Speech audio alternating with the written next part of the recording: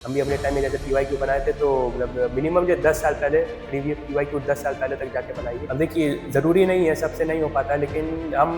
Recommend करेंगे try करना एक बार, क्योंकि जो है जब एक बार जो आदत लग जाता है तो अच्छा लगता है। आपको जो है सारा मटेरियल को कंपाइल करते जाना है, क्योंकि लास्ट टाइम में क्या होता है कि सब पूरा सिलेबस कंप्लीट हो जाता है, तो सब बच्चा सब जो है तो शुरुआत से हर चीज़ एक कंटिन्यू बार-बार करने लगता है, तो वैसा नहीं करना है। हेलो एवरीवन, हम माजिन मंसूर हैं, first year student at AIIMS new Delhi, और हम जो है आप लोग को कुछ टिप्स बताने वाले हैं कि फ़िज़िक्स में जो है फुल मार्क्स कैसे स्कोर करें, क्योंकि आजकल जैसे देख रहे हैं कि इस साल जो है फ़िज़िक्स का क्वेश्चन थोड़ा टफ आया था, तो हम जो है कुछ टिप्स आपको देने वाले हैं, तो हम होप करते हैं कि आपको मदद करेगा। तो सबसे पहले तो हम लोग का जो है थोड़ा टारगेट रहना चाहिए कि जो है फ़िज़िक्स को कम से कम मिनिमम 2 से 3 घंटा दे रहे हैं, मतलब 1-2 घंटा में काम नहीं चलेगा, तो 1 डेढ़ घंटा में 2-3 घंटा मिनिमम चाहिए फ़िज़िक्स के लिए। क्योंकि जो है अभी हम जैसे बात करेंगे कि हम लोग को जो है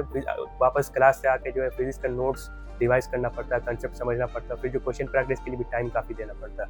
तो इसलिए ये ध्यान में रखने वाली बात है। अब हम लोग सेकंड स्लाइड पे चलते हैं, तो इसमें जो है मेनली जो है जब क्लास में जब पढ़ाया जा रहा है फिजिक्स जो है, तो बहुत बेसिक सी बात है कि टीचर भी बोलते हैं हमेशा कि नोट्स बनाने पे कम, सुनने पे ज़्यादा ध्यान देना चाहिए। तो उससे क्या होता है कि जो आप जब नोट्स बनाते रहते हैं तब सुनते नहीं है, खाली देखते रहते हैं कि क्या लिख रहा है टीचर बोर्ड पे, और वो जो है जैसे साबुत जो है नोट्स में जो है छापते जाते हैं, तो उससे कुछ फ़ायदा नहीं होगा आपको,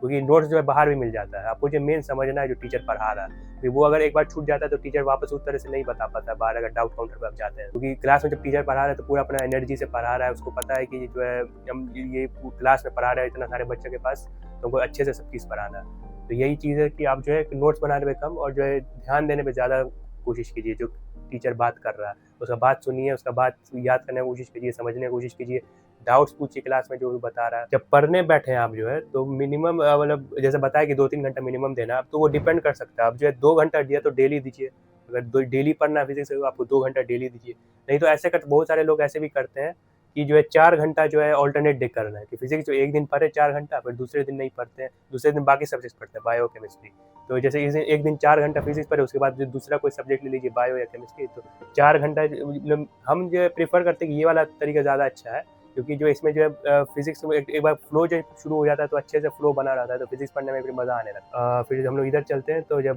सेल्फ स्टडी, अब जो 4 घंटा जैसे मान लीजिए, अगर आप मान लीजिए कि अल्टरनेट डे कर रहे हैं 4-4 घंटा, तो उसमें कैसे-कैसे टाइम डिवाइड करना है। तो मेनली तो जो है जब रूम पे आ गए क्लास करके, तो उसमें जो 1 घंटा का तो आपको तो क्लास नोट्स रिवाइज़ करना है जो टीचर ने पढ़ाया आपको। और फिर जो है अगर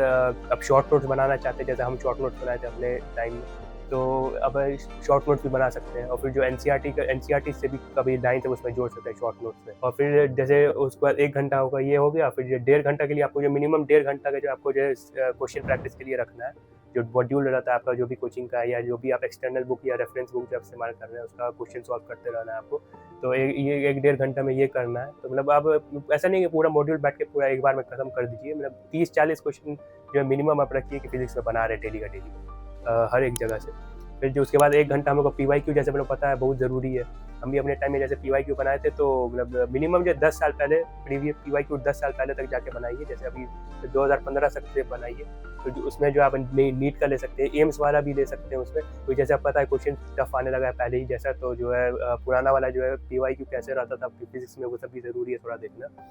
और आप उससे ज़्यादा ऊपर जाना चाहते हैं तो जेईई का भी कर सकते हैं। अब देखिए ज़रूरी नहीं है, सबसे नहीं हो पाता, लेकिन हम रिकमेंड करेंगे ट्राई करना एक बार, क्योंकि जो है जब एक बार जो आदत लग जाता है तो अच्छा लगता है, फिर ये लगने लगता है कि हाँ भाई, हम तो ये भी क्वेश्चन कहीं से भी आएगा बना सकते हैं। और फिर आखिरी का डेढ़ घंटा, मतलब अगर टाइम बचता है तो आप ये कर सकते हैं कि अब जो है थ्योरी के लिए खाली अच्छी बार में पढ़ लिया, अब इसका क्वेश्चन सॉल्व करने का उतना ज़रूरत नहीं है, खाली थ्योरी के लिए, मतलब थ्योरी समझने के लिए, क्योंकि फिजिक्स जितना ज़्यादा समझ आएगा उतना कम याद करने की ज़रूरत पड़ेगा। तो इससे अच्छा हो जाता है कि अगर टाइम मिला तो अच्छी बार आप पढ़ लीजिए बस। और फिर जैसे ये ज़रूरी चीज़ है कि जैसे जैसे रिविजन करते हैं हर चैप्टर का फिजिक्स में, तो ऐसा होना चाहिए कि जो आपका रिवीजन टाइम है वो एक तो कम होते जाना चाहिए कंटिन्यूअसली, और जो और आपको जो है सारा मटेरियल को कंपाइल करते जाना है, क्योंकि लास्ट टाइम में क्या होता है कि सब पूरा सिलेबस कंप्लीट हो जाता है, तो सब बच्चा सब जो है तो शुरुआत से हर चीज़ एक कंटिन्यू बार-बार करने लगता है, तो वैसा नहीं करना है। आप शॉर्ट नोट्स बनाते रहिए, शॉर्ट नोट्स बनाइए, आप जो है फॉर्मूला शीट्स बनाइए फिजिक्स में जैसे होता है। आप और क्या बोलते हैं, जैसे कुछ मॉड्यूल और ये पीवाईक्यू सब सॉल्व करते हुए जब आपको लगता है कि कोई क्वेश्चन टफ है, तो उस पे टिक मार्क लगा दीजिए कि जो बाद में पूरा नहीं बनाने की ज़रूरत पड़े, क्योंकि बार-बार पूरा बनाना फ़ीज़िबल नहीं है। और फिर वही है कि एनसीईआरटी जैसे बायोलॉजी में तो एनसीईआरटी काफ़ी ज़रूरी है, लेकिन फ़िज़िक्स में भी जो काफ़ी असर्शनिज़्म का आने लगा है, क्वेश्चन सब, तो ये भी काफ़ी ज़रूरी है। तो उसमें भी जो है आप जो है मार्क इंपॉर्टेंट स्टेज पे सब मार्क करते रहिए कंटिन्यूअसली, और उसमें भी देखते रहिए कि एआर क्वेश्चन कहाँ से बन सकता है, स्टेटमेंट का क्वेश्चन कहाँ से आ सकता है, बाकी चीज़ सब यही से ऐसे कर सकते हैं आप। और फिर यही हम बताएं कि जैसे रिवीजन करते हैं तो जो है टाइम आपका कम होता जाना चाहिए रिवीजन पे। अब किसी केस में जो है जैसे आपका कोई टफ चैप्टर सब रहता है जो अब मतलब फर्स्ट बार में समझ नहीं आता है सही से, तो आप ऐसा कर सकते हैं कि जो मतलब उसके लिए एक्सेप्शन है कि आप जो है ज़्यादा टाइम दे सकते हैं, क्योंकि जो समझना ज़्यादा ज़रूरी है, ये नहीं कि टाइम खाली कम करते रहें और समझ में भी कुछ आ नहीं रहा है, ऐसा नहीं करना है। और जैसे बहुत सारे बच्चे सबको रोटेशन वाला चैप्टर है हम लोग का, तो उसमें काफ़ी दिक्कत आता है। तो ऐसा नहीं करना है कि उसका भी ज़बरदस्ती कम करें, ज़बरदस्ती नहीं करना, खुद से होना चाहिए। तो कोशिश करना है कि पहली बार ऐसा समझ लें कि जो फिर दूसरे बार जो है कम टाइम लगे करने में। लेकिन जो कोई वीक चैप्टर सब रहता है, उसपे हम रिकमेंड करेंगे कि ज़्यादा से ज़्यादा टाइम दीजिए, उसको जो है रेक्टिफ़ाई कीजिए जो भी आपका डाउट हो रहा है। तो थैंक यू, इतना ही था बस।